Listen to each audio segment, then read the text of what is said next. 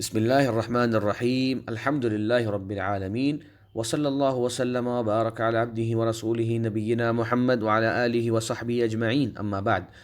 اہلا وسہلا، آپ سب کو کتاب التوحید کی کلاس نمبر 8 جس میں ہم کتاب التوحید کا چیپٹر نمبر 7 پڑھیں گے، اس میں آپ سب کو خوش آمدید کہتا ہوں۔ شیخ رحمہ اللہ نے پچھلے تمام چیپٹرز میں آپ نے دیکھا کس طرح سے توحید کے فضائل بیان کیے، توحید کی اہمیت بیان کری، بلکہ توحید کی تفسیر بھی اور وضاحت بھی دے دی۔ اب شیخ رحمہ اللہ جو ہے جو توحید کا ضد ہے یعنی کہ شرک،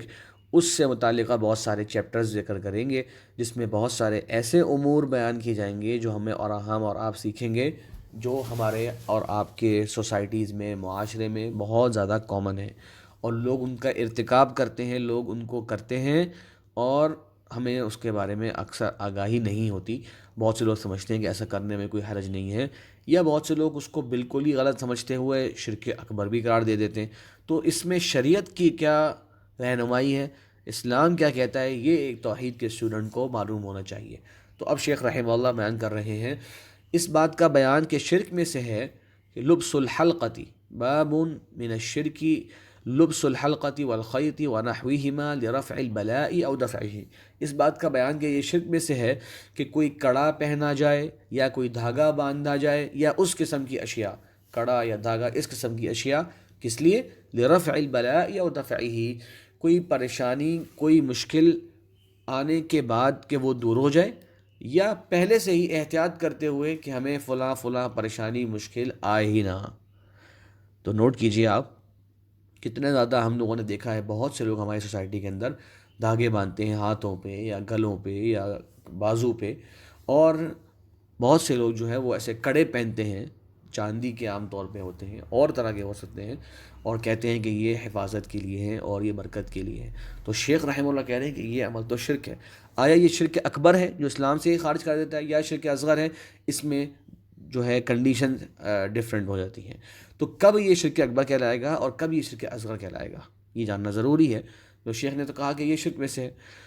تو یہ شرک اکبر تب کہلائے گا جب آپ یہ سمجھیں کہ یہ اپنے طور پہ فائدہ دیتا ہے اور ہم سے تکلیف کو دور کرتا ہے۔ یہ جو کڑا ہے، یہ جو دھاگا ہے، اس میں ایسی تاثیر موجود ہے کہ یہ خود سے ہمارے اوپر سے تکلیفیں اور پریشانیوں کو دور کر دے۔ تو اس عقیدے کے ساتھ اگر آپ نے اس میں عقیدہ رکھا تو یہ شرک اکبر بن جاتا ہے۔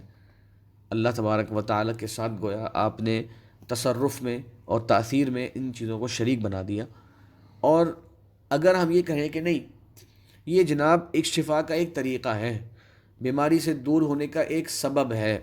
جس طرح سے دوائی کھاتے ہیں آپ بیماری سے دور ہونے کے لیے تو آپ ایک سبب کو اختیار کرتے ہیں، اسی طریقے سے ہم نے یہ کڑا اور یہ چاندی کا کڑا یا پھر یہ دھاگا اس لیے باندھا ہوا ہے کہ یہ بیماری دور کرنے کا سبب ہے،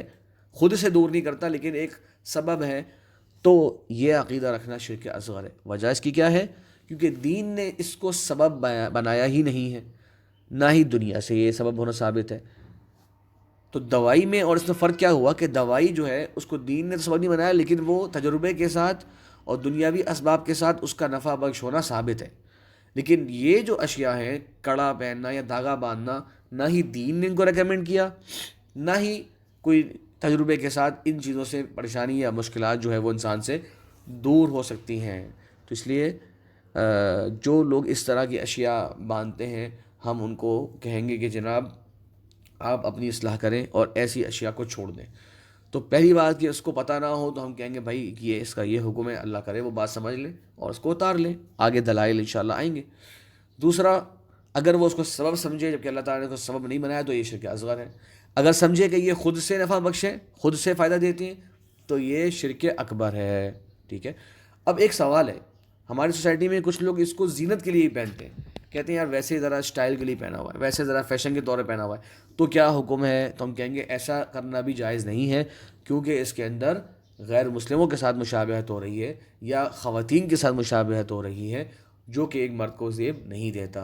تو یہ کلچر مسلمانوں کا کلچر نہیں ہے، یہ بلکہ ویسٹ سے آیا ہوا کلچر ہے کہ اس طرح کی چینز جو ہیں اور اس طرح کے کڑے جو ہیں وہ باندھے جائیں۔ تو بے شک آپ نے زینت کے لیے پہنا ہوا ہے تو ہم اسے شرک قرار نہیں دے رہے، لیکن یہ بھی ایک گناہ ہے کہ غیر مسلموں کے ساتھ مشابہت اختیار کرنا ان اشیاء میں جو اشیاء ان کے ساتھ خاص ہیں، جس کلچر کے موجد وہ ہیں، جس کلچر کو لانے والے وہ لوگ ہیں اور جس پہ وہ لوگ فخر کرتے ہیں، تو یہ پھر ان کے کلچر بن جاتے ہیں، ہمیں اس کو اپنانا زیب نہیں دیتا۔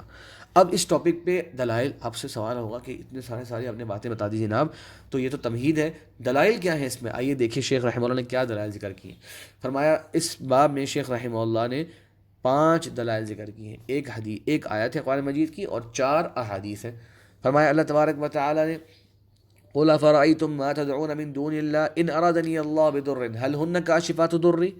کہ کیا تم دیکھتے ہو کہ جنہیں تم پکارتے ہو اللہ تبارک و تعالیٰ کے علاوہ، اگر اللہ تبارک و تعالیٰ مجھے کوئی نقصان پہنچانے کا، کوئی تکلیف پہنچانے کا ارادہ فرما لے، تو کیا وہ مجھ سے ان تکلیف کو دور کر سکتے ہیں؟ گویا یہ انکار کیا جا رہا ہے ان کے کفار مکہ کے عقیدے پر، اس طرح سے بتا کے کہ کیا تمہارے یہ جو معبودات ہیں یہ مجھ سے تکلیف کو دور کر سکتے ہیں؟ بلکہ وہ ایسا نہیں کر سکتے۔ تو یہ جو اصنام ہیں یہ اپنے ماننے والوں کو، اپنے اپنانے والوں کو نہ ہی کوئی نفع دے سکتے ہیں، نہ ہی کوئی نقصان دے سکتے ہیں، کیونکہ یہ سبب ہی نہیں ان میں ڈالا اللہ تعالیٰ نے کہ ایک بت جو ہے وہ کسی کو نفع دے، کسی کو برکت دے۔ تو بالکل یہی بات جو ہے یہ کڑوں اور دھاگوں کے اندر ہے کہ اللہ تعالیٰ نے ان میں یہ تاثیر ہی نہیں ڈالی کہ یہ کسی کے اندر تکلیف دور کر سکے، کسی کی پریشانی کو ختم کر سکیں۔ تو یہ آیت انشاءاللہ واضح ہے۔ حدیث میں فرمایا، حضرت عمران بن حسین راوی ہیں کہ آپ صلی اللہ علیہ وسلم نے ایک شخص کے ہاتھ میں چاندی کا ایک کڑا دیکھا، تو آپ نے فرمایا ما هذه، سوال کیا کیونکہ ہم نے پڑھ لیا کہ اس میں ڈفرینٹ کنڈیشن ہو سکتی ہیں، پتہ نہیں کس عقیدے سے اس نے پہن رکھا تھا، تو آپ نے سوال کیا کہ بھائی یہ کیا پہنا ہوا ہے، کیوں پہنا ہوا ہے؟ تو انہوں نے جواب میں کہا من الواہنتی، واہنہ ایک بیماری ہوتی ہے جس میں انسان کی ہڈیاں کمزور ہو جاتی ہیں، جسم میں کمزوری آ جاتی ہے، تو کہنے لگے کہ اس وجہ سے جو ہے میں نے اس کو پہن رکھا ہے۔ تو فرمایا آپ صلی اللہ علیہ وسلم نے انزعها فإنها لا تزيدك الا وهنا، اس کو اتار دو، یہ تمہاری بیماری میں، کمزوری میں اور زیادہ اضافہ کر دے گی۔ فإنك لو مت عليها وهي عليك ما افلحت ابدا، اگر تم اس حالت میں موت تمہیں آ جائے کہ یہ تمہارے اوپر ہو، تم کبھی بھی کامیاب نہیں ہو پاؤ گے۔ یہاں پہ آپ صلی اللہ علیہ وسلم نے جب دیکھا کہ اس صحابی نے، اس شخص نے ایک ایسی چیز کو سبب بنا لیا شفا کا جس کا سبب نہ اللہ تعالیٰ نے مقرر فرمایا ہے اور نہ ہی تجربے سے اس کی کوئی تاثیر جو ہے وہ اس میں ثابت ہے،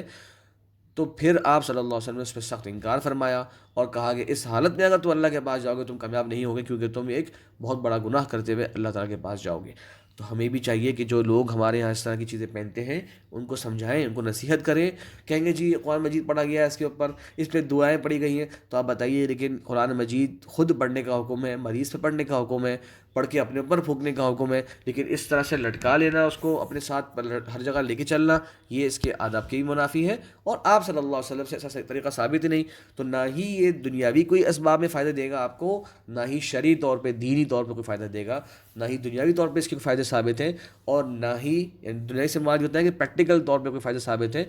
یا نہ ہی شرعی طور پہ ثابت ہے کہ دین نے ریکمینڈ کیا ہو تو ہم اس کے اوپر آنکھیں بند کر کے ایمان لے آئیں۔ دونوں باتیں نہیں ہیں تو آپ کو اس کو چھوڑنا چاہیے۔ تیسری دلیل کیا لکھا ہے شیخ رحمہ فرماتے ہیں کہ عقبۃ بن عامر روایت کرتے ہیں، فرمایا آپ صلی اللہ علیہ وسلم نے من تعلق تمیمۃ فلا اتم اللہ له ومن تعلق ودعۃ فلا ودع اللہ له، کہتے ہیں کہ جس نے تعویذ لٹکایا تو اللہ تبارک و تعالیٰ اس کا ہدف جو اس کا مقصد پورا نہ کرے۔ تمیمہ اس لیے کہا جاتا تھا کہ اس کی وجہ سے لوگ سمجھتے تھے کہ یہ ہمارا کام تمام کر دے گا، مطلب پورا کر دے گا،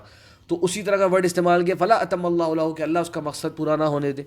اور فرمایا من تعلق ودعۃ، ودع کچھ سیپیاں جو ہوتی ہیں سمندروں سے نکلتی ہیں، اس طرح کی اشیاء لٹکایا کرتے تھے، تو فرمایا فلا ودع اللہ له، کہ اللہ تعالیٰ اس کو جو ہے وہ سکون جو ہے وہ عطا نہ کرے، یعنی اس کی مقصد جو تھا اس کے خلاف معاملہ ہو جائے۔ یہ آپ صلی اللہ علیہ وسلم نے اس کو اتنا ناپسند فرمایا اور اس کے بالخلاف دعا دی کہ اللہ اس کا یہ مقصد پورا ہی نہ ہو۔ اور ایک روایت میں فرمایا من تعلق تمیمۃ فقد اشرک، تمیمہ کے بارے میں، تعویذ کے بارے میں انشاءاللہ الگ سے بات تفصیل سے آئے گی، تو اس لیے ہم اس پہ ابھی تفصیل نہیں بیان کریں گے۔ فرمایا کہ جس نے تعویذ لٹکایا اس نے شرک کیا۔ تو تعویذ لٹکانا شرک ہے، لیکن تعویذ کی 2 اقسام ہوتی ہیں، قرآنی تعویذ کا الگ حکم ہوتا ہے، اور جو پہلے درم دم درود وغیرہ وغیرہ چیزیں پڑھ کے جو ہے وہ لوگ کر لیا کرتے تعویذات، ان کا حکم الگ ہے جو کہ انشاءاللہ آگے ایک الگ سے چیپٹر میں آئے گا۔ تو 5ویں دلیل یہاں پر یہ لے کر آئے شیخ رحمہ اللہ